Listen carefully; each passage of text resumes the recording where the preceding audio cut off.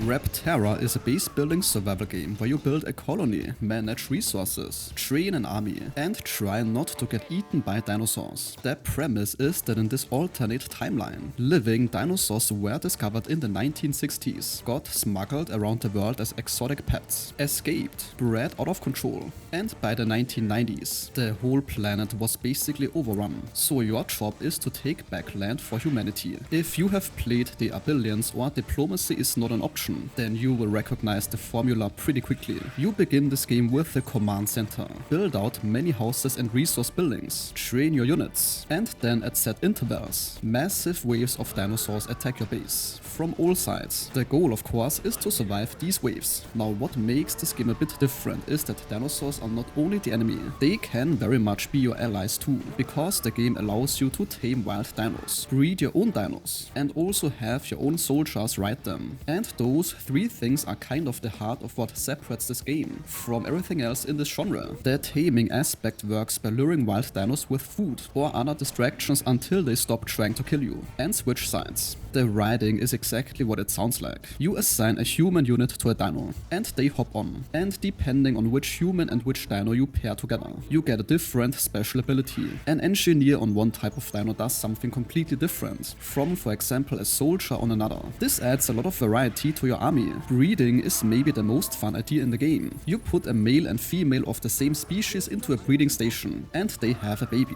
The baby comes with a random genetic mutation, something like extra health, resistance to a certain damage type. Or I've also seen stuff like faster movement. You can only have 2 pairs breeding at a time, but when this works and happens, it feels great. Then of course there's the base building side. You're managing the typical stuff like food, lumber, minerals, electricity, money, and human population all at once. Some of these connect to each other in annoying ways. You need food to support more houses, houses to raise your population cap, population to train more units, electricity to unlock certain buildings, and so on. Now in this game it's not that hard to run low on something and not being able to figure out exactly why. This can be a bit much and can lead to some frustration, especially early on. But once this stuff clicks, then it clicks. It shouldn't be a problem for too long. The enemy waves themselves can get intense fast. The dinos, like I said, come from all directions, and you're managing walls, attack towers, flag cannons for the flying ones, and then also your actual units all at the same time. There is a timer between waves, but random dinos also wander the map constantly. There's also a mechanic where at a certain point, all remaining dinos on the map swarm you at once, which is pretty scary if you haven't been clearing the map as you expand. The game has 2 factions right now. Primal Vanguard is more taming focused and balanced, and the Pharaoh Legion is more aggressive. Each has its own hero unit that levels up mid-game, has a cooldown ability, and respawns when killed. Losing your hero is not permanent. This takes a bit of pressure off. The meta progression is a nice touch. After each run you earn DNA points that you can spend on permanent upgrades. Things like starting with more money, faster healing, better production rates. The list goes on. You also unlock new perks over time. This stuff gives you a reason to keep going even after you win a map.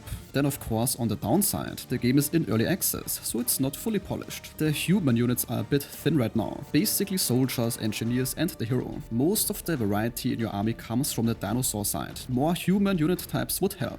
There have also been some small bugs, though nothing of this ruins the game. The music is also pretty minimal outside the Wave Comet tracks, which are actually not bad. The 2026 roadmap has 3 early access updates planned. A custom level editor first, then a volcano map, and then a 3rd faction called the Electric Faction. Each update of course also includes polish and bug fixes. The team has said early access will last roughly 6 to 9 months. At launch, the game already has 7 procedurally generated maps, 25 units, 50 buildings, around 25 perks. Then of course the breeding and riding systems, and the meta progression. It is worth noting that this is a 2-person team, which explains both the ambition and the occasional rough edges. And this sentence concludes today's video. If your time was respected, a like or comment is very much appreciated.